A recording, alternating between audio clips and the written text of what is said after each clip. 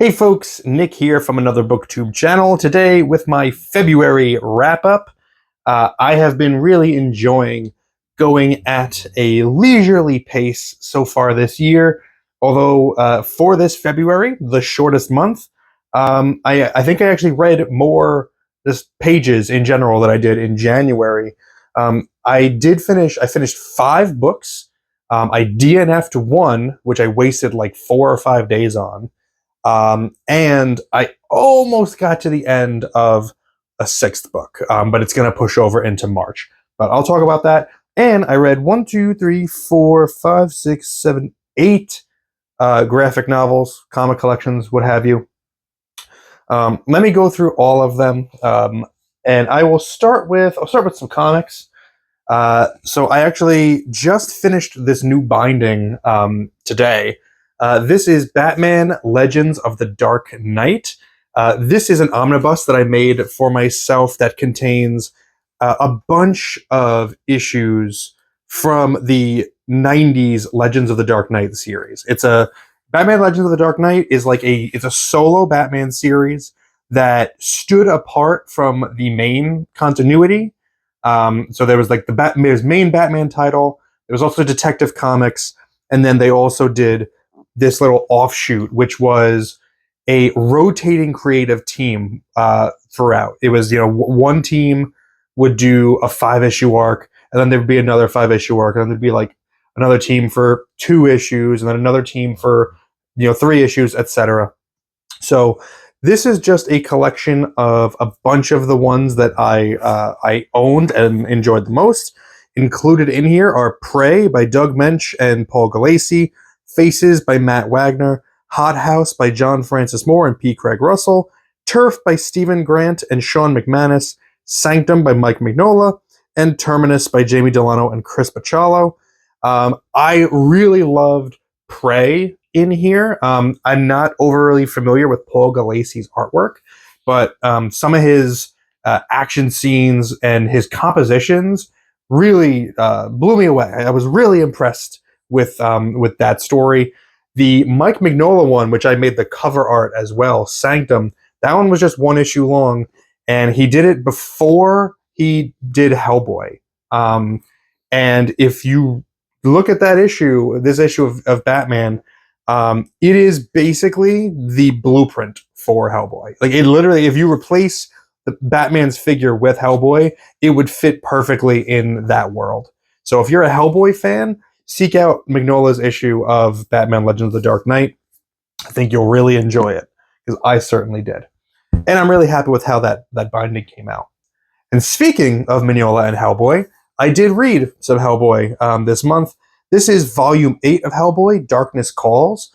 I was a little skeptical of this going into it because the art is not done by Mignola. He's only doing the story. The art is by Duncan Fegredo, who I was not familiar with. I was not familiar with his game, and I am now, and I really liked his artwork. This is a beautiful book, and I also think, about Fegredo's art, I think he's got a great eye for simplicity, the way that Mignola does. Just the usage of just like the black and white contrast, knowing where to spot blacks.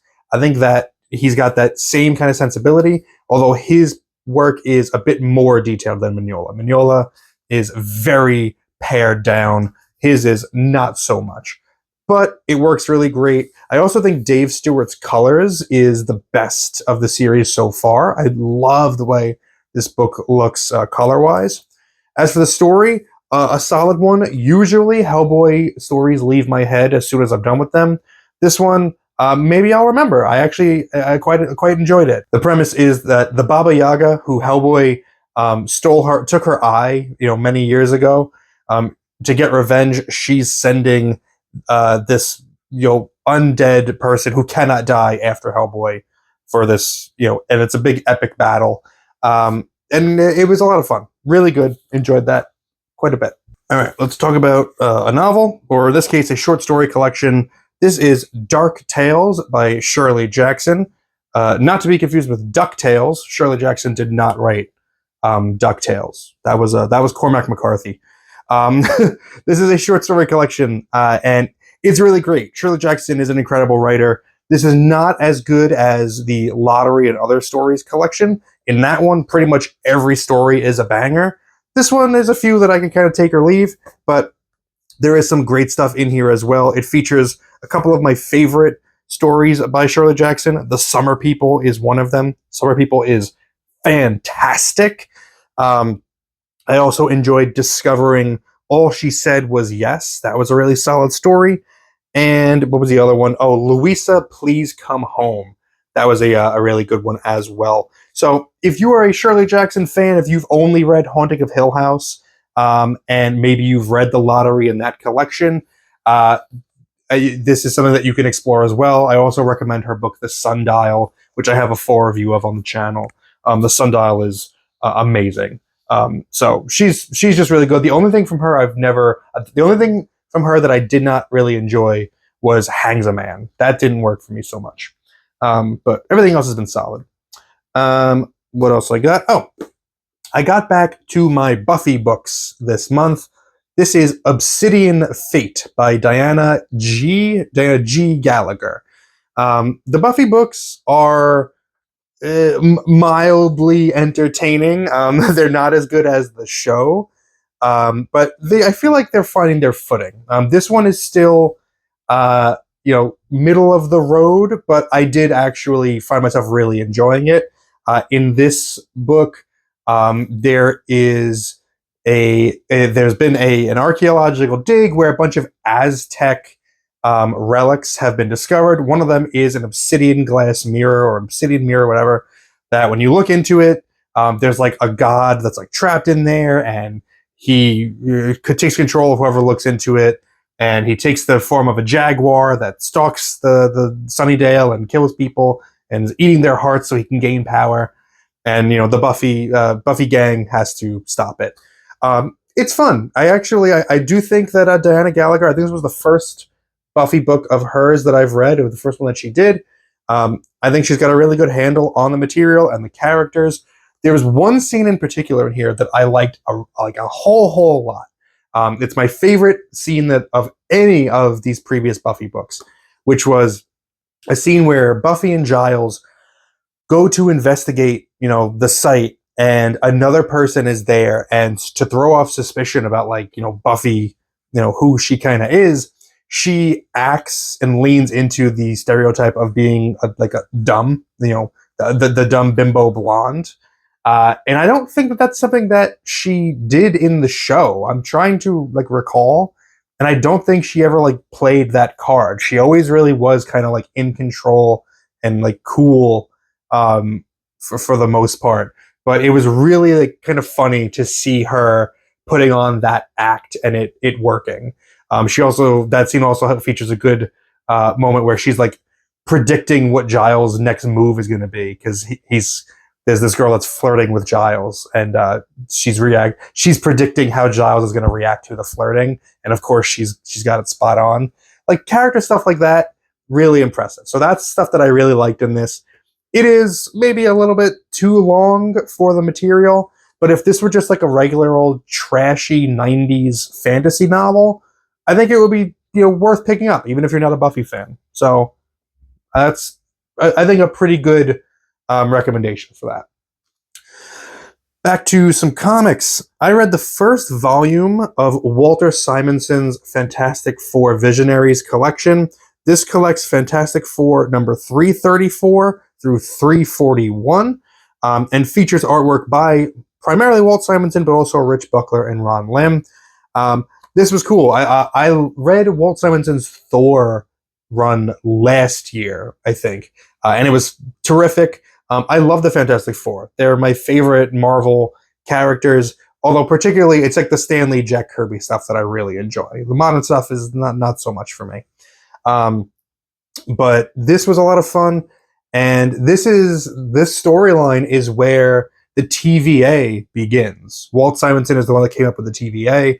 So if you enjoy what's going on in the Marvel Cinematic Universe right now, which I don't know why you would, it's so bad now. But if you do like the TVA, Walt Simonson's Fantastic Four run is where that started. At least as far as I know. I believe it was the concept was introduced in this one, and I liked it. More comics. This is a big old underground comics collection, the best of Bijou funnies, and also the apex treasury of underground comics. It's double-sided. Look at that.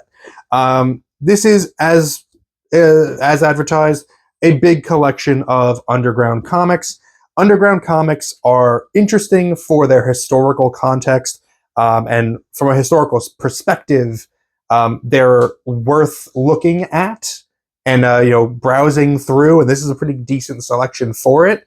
I am not personally like a huge fan of actual underground comics. There's a few creators that I do really like their artwork. I like Robert Crumb, and he's in here. And there's a couple, like there's a piece by Art Spiegelman in here, which was cool to see because Art Spiegelman, mostly people might know him just only from Mouse. So seeing an underground comic he did is pretty neat. I did like seeing some stuff from Gilbert Shelton and Spain in here. But like other people, it's all hit and miss. When it comes to the underground comics, because it's so niche, it's so specific to what you are going to enjoy. If you don't like the specific creator, you just kind of skip it. Like I flipped through a lot of this. There's a lot of Jay Lynch in here, and I appreciate Jay Lynch's skill and output, but not for me. His style of writing and his art just wasn't. It's not particularly eye-grabbing to me. And a few others, like Justin Green was like, it's fine. So that's the risk with underground comics, is that they're very hit and miss, and they're so controversial by today's standards, and like by then and by today's standards, that a lot of it might leave a bad taste in your mouth. There's quite a few in there that are like, wow, this is racist, or wow, this is very misogynistic, or homophobic. Like, damn. So it's a historical text more than anything. Let me talk about my DNF. I should have led off with the DNF. But the DNF is The Once and Future King by T.H. White. This is the second time in my life that I've DNF'd this book. I did get farther this time. I got about 250 pages in before I threw in the towel. It's just so boring. It's just so boring. I want like a really quick, fun fantasy adventure. And every time this book gives you a little bit of that, it's like, all right, now hold up. Now I have to tell you about Arthur becoming a fish for like 15 pages. So just like deal with that. And then it's like, now he's a badger, and now he's a hawk. And it just, there's so many diversions. It's not just like a solid flow of narrative. And that's really all I want. Like at every turn, I was just like, no, go back to the story I wanted it to be. What is this now? I feel so bad. This is a school book. On Staten Island, when I worked at Barnes & Noble, the parents would come in to get this book for like summer reading for their kids. I think it's a middle school or like going into high school. I feel so bad for those kids. This book is so long. And it's just not nearly as fun as I wanted it to be. What a bummer. But yeah, I gave it a shot twice in my life. Done. Oh, I completely forgot also, before I show any other books, I finished reading Wind and Truth by Brandon Sanderson. I had started it at the end of January, so I'm counting it as a February book because I've read the bulk of it in February. And I thought it was great. I have a full review of it up on the channel. Check that out if you are interested in Stormlight Archive and Brandon Sanderson. I don't want to spend too much time on it here because it's a huge book. There's a lot to talk about. So check out my review, but I read Wind and Truth, and I really, really liked it. Okay. Another comic collection. I read Human Diastrophism by Gilbert Hernandez. This is a Love and Rockets book. This collects a bunch of Gilbert Hernandez's Palomar stories. And this was great. I really like the Palomar stories. I really like Gilbert Hernandez's artwork. This volume contains the complete graphic novel Human Diastrophism, as you can tell by the name, in which a serial killer is has invaded Palomar, and it's causing problems. But also, the bulk of the book is mostly about the character Luba and her family and her daughters and just their very complicated relationship with each other. There's something that's really cool about Love and Rockets is that it bounces around in the timeline quite a bit. So you'll see Luba and her girls, and the girls are all very young, and how they are with each other. And then it'll bounce to now the girls are teenagers, and they've all moved to the U.S. because they want to get away from her because she's impossible to deal with. So the familial relations here is really the big draw, and that's something that I've been really enjoying about Love and Rockets is just how realistic the characters are and their relationships with each other. I've been really digging that. Yeah, let's do one more comic before I go back to novels. Although this one kind of fits both. This is The Outfit. This is Richard Stark's Parker, The Outfit, adapted and illustrated by Darwin Cook. So I've never read the Parker novels by Richard Stark. I would like to, because after reading this, I think I would really enjoy them. Parker is a thief, big time thief, planning heists and things of that like. And I believe the majority of the books, from what I've done research on, is that he plans a heist with a group. They do the heist. He gets double crossed, and then he has to get revenge. So that's the basic plot of this as well. What really worked for me though is Darwin Cook's incredible artwork, gorgeous, perfectly suited to the noir tone, absolutely pitch perfect. There's a bunch of these Parker graphic novels that he did, although not nearly enough before he passed away, unfortunately. So I've got to track down the other, I think 3 or 4, and I've got to read the rest of them because this was absolutely just a wonderful read, not just for the great tight plot from Richard Stark or Donald Westlake, whatever you want to call him, but mostly because the art by Cook was just absolutely gorgeous. Loved it. Novels. I read an 87th Precinct, because of course I did. I've got so many to read. 8 Black Horses by Ed McBain. This is another book that features the Deaf Man as the main antagonist. In this one, the Deaf Man is, as he usually does, he likes to toy with the officers of the 87th Precinct by sending them clues to what crime he is going to commit. In this case, it begins by sending them an envelope with pictures, photostated pictures of 8 black horses. And then in subsequent days, he sends them 7 pictures of like a police cap, or like 2 pictures of guns, like things like that. And it's, they're trying to piece together, what does it all mean? I think this is my favorite of the Deaf Man novels that I've personally read to this point. I haven't read all of them, but this was a lot of fun. I think the Deaf Man is a great character, and I love just watching the officers scramble to try to figure it out. But I also really like to see how the Deaf Man's plan is going to unravel, despite his best plans. Because that's what always usually happens, is that he gets caught, but it's never quite because like he's been outsmarted. It's always just chance. And I like seeing, what kind of chance actually, leads to him being foiled. And to wrap up here, this is the last book that I finished, and I've got a couple more graphic novels, and I'll tell you which book I'm working on right now. This might be my favorite book. My favorite novel that I read this month, Such Sharp Teeth by Rachel Harrison. This is another one I have a full review of up on the channel. This is a terrific werewolf novel about a woman who moves back to her small town temporarily to help take care of her pregnant sister, and she is bitten by a werewolf. And the book is about her coming to terms with, like, how the hell am I going to deal with this? How is this going to affect my relationship with my sister, with my mom, with, my new kind of boyfriend? What's this going to do with my job at home? Things like that. It's got a lot of great humor. It's got really wonderful romance. This was a just top-notch book all the way through. I really enjoyed it. Can't recommend it enough. And check out my full review for more information on that. And now 2 comics I'll talk about at the same time.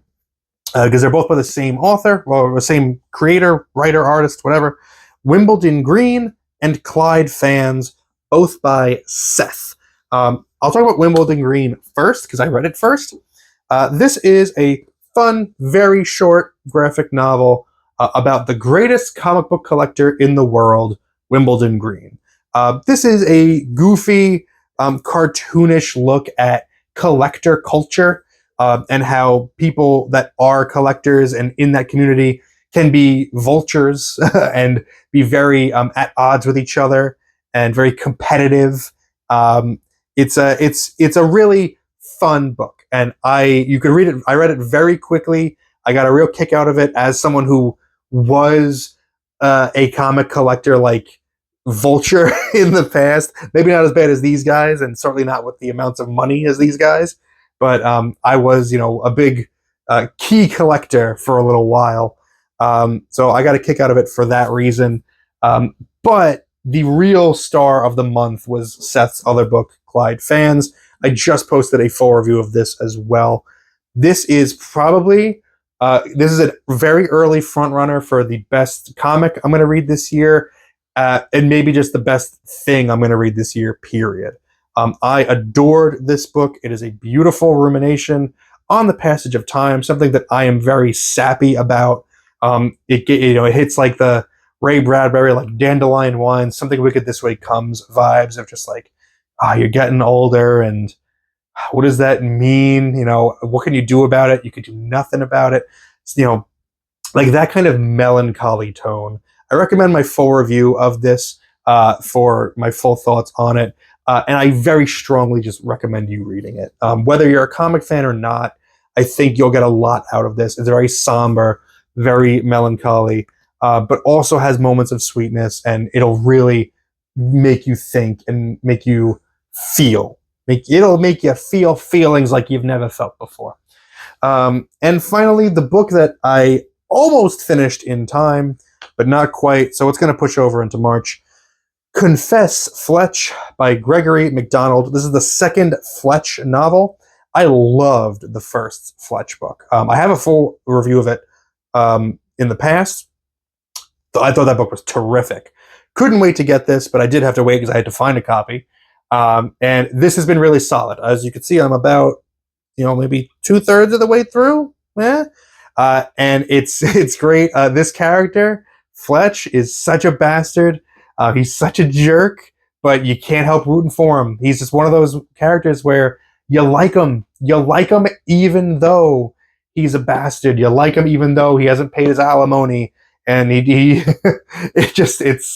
he's got a way of winning you over. It's because he's always outsmarting people, and they think they're better than him, and so you kind of don't like them either. In this book, he's basically doing like the 1970s equivalent of an Airbnb. He's come back to the United States from Italy after a long time, staying in Boston, and within like 2 hours of him being in his new apartment, a dead body shows up there. A naked woman is just in his apartment. Calls the police. The police, like, all the evidence points to Fletch. And so they're just like, you're going to confess now? Like, you're going to confess now, right? That's why it's called Confess, Fletch. And he doesn't. He uses his skills as an investigative reporter to figure out, who killed this girl, what's really going on. Can't tell you whether the ending sticks it, but so far I've been loving it. And maybe I'll talk about it in my March wrap up as well. But yeah, that is February. That's everything that I read. Let me know what you read in February and your favorite things from that month. And if you've read anything that I just talked about, let me know your thoughts on it in the comments below. Thank you very much for spending some time with me today. But now it's time to get back to reading.